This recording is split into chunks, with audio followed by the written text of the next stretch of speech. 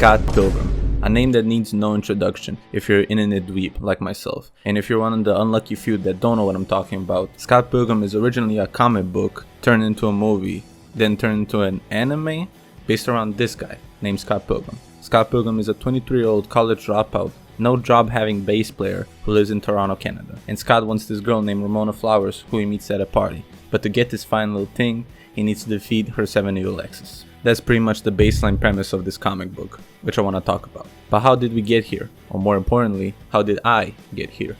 Friendly reminder, if you're enjoying the video, subscribe. It will help me out a lot. Thank you. See, surprisingly, my first introduction to the Scott Pilgrim universe wasn't the comic, it wasn't even the movie, it was the anime. I always heard and saw things about Scott Pilgrim, whether it be random clips on like YouTube and also Lil Uzi Vert album covers and songs, but they never hooked me like that until I heard about the anime coming out and I decided to check it out. Although I thought it was pretty good, I knew that I wasn't watching the exact story. I know this was like a spin-off from the original story. So I decided to check out the movie, because I saw a lot of hype and praise for it, and I loved it the first time I saw it. The fighting, the story, the characters, it all amazed me. But after I read the comic, I came to this conclusion. The movie isn't that good. Let me explain. If you only watch the movie and you think it's great, that's fine. And I just want to say, you're missing like 80% of the story. The movie is only tip of the iceberg. When you know the full story and you watch the movie, you're like, is that it? In my opinion, they should have made it a two-parter. Edgar Wright was probably like, alright, we need to fit this entire comic into a movie, so let's just ignore all the little things and just focus on the evil exes. And I'm like, where's the other fights with Todd? Where's Honest Ed's? Where's the closure with Envy? Basically the third book got cut. Where's him getting a job? Where's the recordings of an album? The twins basically are non-existent here. Okay, I can keep going, but this will be an hour long. Where's Lisa? Okay, I'll stop. But my point is, the movie felt empty after the comic, low-key. If I was a fan of the comic book and then I will watch the movie, I will be hella disappointed, because I only got a crumb of what the story can be. They left out all the non-important details, but if you do that, you miss out on the viewers being attached to the characters. It's like watching a basketball player and only expect them to see highlight-worthy plays, but we know that is not the case. Let us see the characters breathe, eat, be human, do something. But the movie failed to represent that. It was thinking we only cared about Ramona and Scott, and we do, don't get me wrong, but the Scott Pilgrim universe wouldn't be what it is without them. Kim, Wallace, Knives, Steven, Young Neil, Envy, everybody. But that is the only complaint I have about it, and to my knowledge, most people only have seen this in these story adaptations. The action is great, the casting, acting is great, the references, the vibe, everything felt right.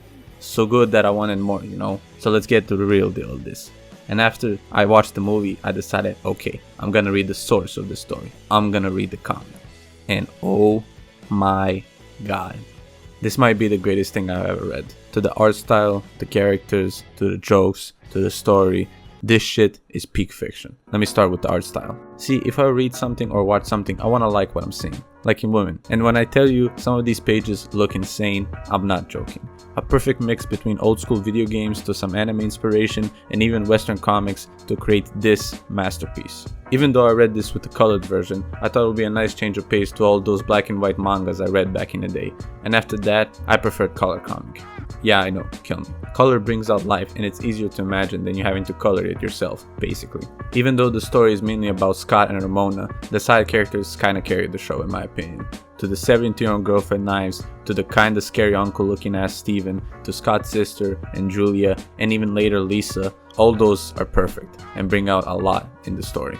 But the most important, most relevant, most present in the story, and also the two best side characters, are Kim and Wallace. Everybody loves Wallace and his unapologetic authenticity. I mean, he's just a great guy and also a great cook. They should look great. Wallace is just that funny dude you want to bring to a party, like that funny guy you just want to smoke a blunt or drink a beer with. The reason he carries the show is definitely his nonchalant attitude towards everything.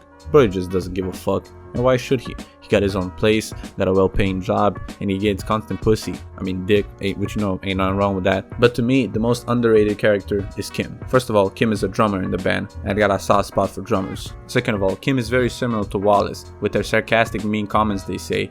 But Kim's always comes out of hate, and Wallace's are just fun, you can tell. Kim's entire personality is that she's a cold-hearted bitch. Alright, I'ma just put it out there. but I don't think she wants to be like that. And I'ma tell you 2 scenes that sold me on Kim being hella underrated. At the end of book 2, Sexpo Bomb got a show to open for Envy's band, and the band is discussing it at band practice. When Kim hears about it, she says how she saw Envy on the cover of Now magazine and commented how she looked pretty, and then visibly gets insecure about herself. This mean face she puts up isn't coming from anger, it comes from insecurity. This moment really stood out for me because it's one of the only times we see some real emotions in this story. Kim feels like she needs to put up this barrier so people stay away from her, I feel like. I mean, she has to be. We still don't know why she does this. She was like this even in high school with Scott. There was something that happened in her past, but we never find out. It wasn't explained in the movie, anime, or the comic book. If she was actually feeling like this, like she hates everybody, she wouldn't be in this band, she wouldn't hang out with them, she wouldn't even talk to them. She dated Scott in high school and still hangs out with them at 23, 24 years old. And the second scene, in book 5, after Scott fights the robot made by the twins, Ramona and Kim start drinking tequila and get pretty wasted. I think this is the only time we see her genuinely happy. Unfortunately under the influence, but this is one of the rare moments where we don't see her resting bitch face, and that sold me. She wasn't born like this, the world made her like that. But the main thing I want to talk about is the point of this story. The story is about growth, growing up, and letting go of the past.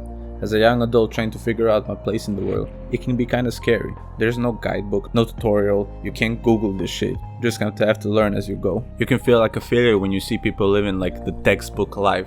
Oh, these guys look happy on social media, these people are married, about to have a kid, and you're over here queuing up for your 5th game of League. Like, what are you doing, bro? Growing up is a difficult thing. But let me tell you what I experienced after I read this comic. Is that 90% of people don't have it all together. They're just as lost and confused as you. Most people in their 20s don't know what they want to do with their life. As you can see, Scott, a freaking couch surfer, leeching off Wallace, and only got a job at like the 4th book, working as a dishwasher, probably making less than a minimum wage, is still worthy enough to make a masterpiece comic book about. What I'm trying to say is, you shouldn't worry about it too much. Most people never grow up.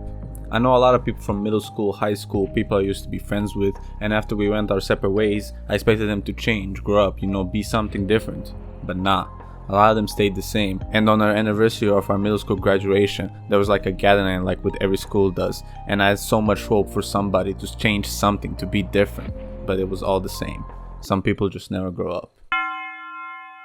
I'll keep this short because a lot of my points are made in my Nostalgia is Bullshit video, but this comic also has a great story, so I'll just skip through it. So, after Scott goes on a trip to the woods to find himself, after Ramona went away, mainly forced by Wallace, he finds Kim at her parents' house basically doing the same thing. They have a little chat about growing up, Scott gets the wrong idea, they smooch, but Kim wants nothing to do with that, and here comes this guy, aka Evil Scott Pilgrim, or his past self. The one he's been running from this entire comic, but after some tussle and encouraging words from Kim, he has had enough of him, and defeats ESP, and he finally remembers everything. His past relationships with Kim, Envy, and many others, and how he treated people, he realized that running from the past will never help you in the long run. Running from your problems are only gonna delay them, and not fix them. Accepting the past and not running from it is the best solution for any scenario. Don't live in the past, don't think about the past is in the past, but the future is in your hands. One thing that I don't think any show has ever done is make every person feel like a dick. Like, I don't know what else to say, but none of these people are good people. This is a good sign to tell you what not to do, how not to act towards someone. Like, if you're trying to get with a girl and the first sentence you start with is telling her Sonic the Hedgehog lore, she's not gonna get with you. Like, I've seen it in real life and it doesn't work, bro. Scott is literally the punching bag in the band. I don't know how he takes it. Probably because he's dumb as bricks, let's be real. He doesn't even notice it. But what's most important is that he's trying to do better. And that's all you can do. Okay, before I go, let me end this topic for good. In the beginning of Scott Pilgrim, like legit to the first page, it says, Scott Pilgrim is dating a high schooler. AKA, the 23-year-old is dating a high schooler. And because of that, people want to cancel the show and say that anyone who reads this and likes it is into CP or some shit. Let me just address it real quick. If you watch the movie, anime, or comic, or whatever, you can clearly see that nobody supports this and thinks this is okay.